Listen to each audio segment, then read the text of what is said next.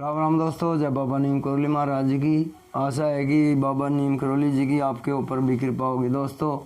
तो आज मैं आपको श्रीमद् वाल्मीकि रामायण बालकांड का 28वां सर्ग सुनाऊंगा। इसे सुने और इस महाकाव्य, इस महाग्रंथ के, इस पुण्य ग्रंथ के कृपा का फल प्राप्त करें। तो शुरू करते हैं दोस्तों।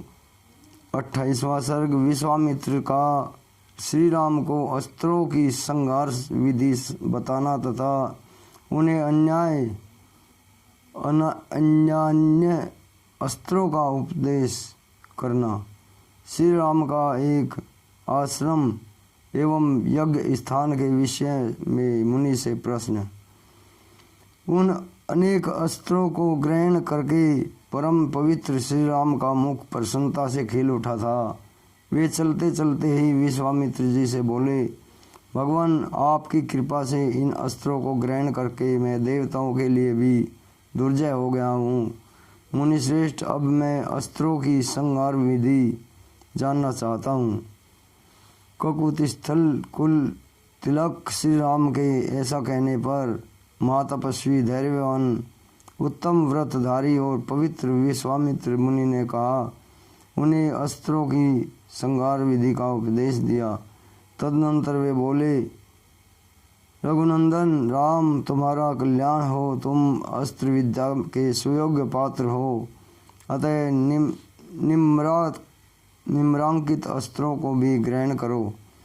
सत्यवान, सत्यकीर्ति, दृष्ट, रसभ, प्रतिहारतर, प्रायमुख, अवायमुख, लक्ष्य, अलक्ष्य, दृढ़नाभ, सुनाभ, दशाभ, शतवृक्ष, दश शीर्ष, शतोवर, पद्मनाभ, महानाभ, दुंदुनाभ, स्वनाभ, ज्योतिष, शकुन, नैराश्य, विमल, दैत्यनाशक, योगंधर और विनिद्र, शुचिबाहु, महाबाहु, निष्कली, विरुच, सार्चिमाली, धृतमाली, व्रतिमान, रुचिर, पिच्च, सोमनस, विधुर, मकर, परवीर, रति, धन, धान्य, कामरूप, कामरुचि, मोह, आवरण, जृंभक,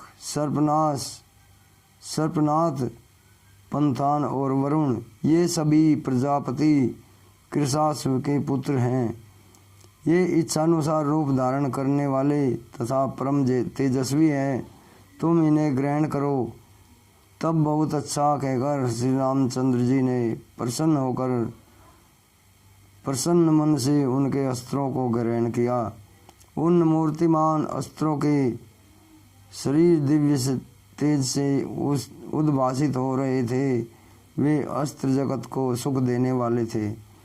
उनमें से कितने ही अंगारों के समान तेजस्वी थे, कितने ही धूम के समान काले प्रतीत होते थे तथा कुछ अस्त्र सूर्य और चंद्रमा के समान प्रकाशमान थे। वे सब के सब हाथ जोड़कर श्री राम के समक्ष खड़े हुए। उन्होंने अंजलि बांधे मधुर वाणी में श्री राम से इस प्रकार कहा, पुरुष सिंह, हम लोग आपके दास हैं, आज्ञा कीजिए, हम आपकी क्या सेवा करें। तब रघुकुल नंदन राम ने उनसे कहा, इस समय आप लोग अपने अभीष्ट स्थान को जाएं, परंतु आवश्यकता के समय मेरे मन में स्थित होकर सदा मेरी सहायता करते रहें। तत्पश्चात वे श्री राम की परिक्रमा करके उनसे विदा लेकर उनकी आज्ञा के अनुसार कार्य करने की प्रतिज्ञा करके जैसे आए थे वैसे ही चले गए। इस प्रकार उन अस्त्रों का ज्ञान प्राप्त करके श्री रघुनाथ जी ने चलते चलते ही महामुनि विश्वामित्र जी से मधुर वाणी में कहा, भगवान, सामने वाले पर्वत के पास ही जो यह मेघों की घटा के समान सघन वृक्षों से भरा स्थान दिखाई देता है, यह क्या है? उसके विषय में जानने के लिए मेरे मन में बड़ी उत्कंठा है। यह दर्शनीय स्थान मृगों के झुंड से भरा हुआ होने के कारण अत्यंत मनोहर प्रतीत होता है। नाना प्रकार के पक्षी तथा अपनी मधुर शब्दावली से इस स्थान की शोभा बढ़ाते हैं। मुनि श्रेष्ठ, इस प्रदेश की इस सुखमय स्थिति को देखकर यह जान पड़ता है कि अब हम लोग उस रोमांचकारी दुर्गम तटकावन से बाहर निकल आए हैं।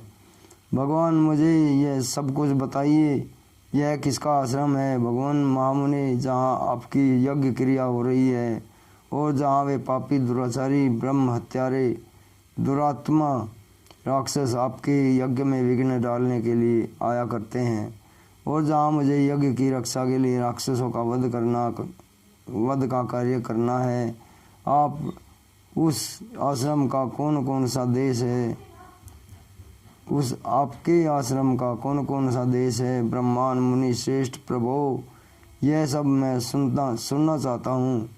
इस प्रकार श्रीमद् वाल्मीकि निर्मित आर्ष रामायण आदि काव्य के बालकांड 28वां सर्ग पूरा हुआ। जय श्री राम, जय हनुमान बजरंगबली, जय जय बाबा नीम करोली महाराज जी की। तो दोस्तों, ये श्रीमद् वाल्मीकि रामायण बालकांड का 28वां सर्ग पूरा हुआ। अभी आज्ञा लेता हूँ दोस्तों, चैनल को सब्सक्राइब अवश्य करें। जय बाबा नीम करोली महाराज जी की, जय जय श्री राम।